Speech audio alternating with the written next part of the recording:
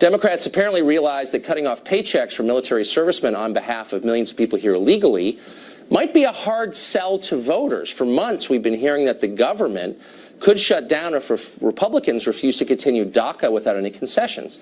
In November, for example, Congressman Luis Gutierrez bluntly said, "We want a clean dream act in return for funding the government." In other words, just give them amnesty.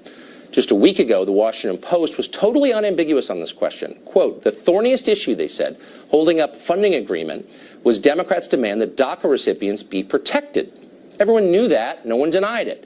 And yet, oddly, with the shutdown imminent, Democrats are abruptly changing their story. The issue, they say now, is health care somehow. Today, Democratic leader Nancy Pelosi said the real issue is that the Republicans won't permanently extend the CHIP program, that's the federal health insurance. Quote, "This isn't about dreamers," she said during a press conference at the Capitol. "This is about what isn't there to help meet the health needs of the American people." Does anyone really believe that? We'll answer that. No, no one believes that because it's not true. Well, America isn't the only country with a major political split over the question of who comes in and under what circumstance. It's not the only country where its leaders baldly lie to its own people about the effects of that immigration. Yesterday, for example, in Sweden, a police station was hit by a grenade attack. That's more common than it has been. Explosive attacks have, well, exploded in the past few years as Sweden has welcomed a massive number of immigrants into its once famously placid society.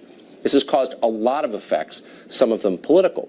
We recently spoke to a man called Hanif Bali. He's an Iranian immigrant to Sweden who, maybe unlikely as it is, has become a leader, a celebrated one, in the push for tougher immigration laws there. Watch. What is the problem with Sweden's immigration system now? So there are many problems. It's very hard to define one, but the biggest problem is the amount of immigrants that are coming in. In the last couple of years, we have taken in about 250,000 asylum seekers. And for comparison, that would be like America taking in about 8 or 9 million asylum seekers. This is people that Sweden provides housing, healthcare, schooling, and all these a lot of these expensive services that the Swedish welfare system gives to people. And this has created, of course, a lot of huge costs in the short run for the Swedish system, but also when we look at long term, what we're seeing now with crime and poverty is effects of having a very lax migration system for 10, 15 years ago. And what we're seeing now with basically ghettos and street gangs, which is a phenomenon that never even heard of in Sweden, and also jihadists traveling abroad, etc. These are problems that are new to Sweden, and Sweden's system is not capable of, it's not capable and it's not designed to handle these problems. For example, in unemployment, in 2006, about 20% of people unemployed were immigrants and foreign-born. Today, that number is up to 60%. So you are an immigrant from a Muslim family, and yet you've taken a hard line against Muslim immigration, mass immigration from Muslim countries.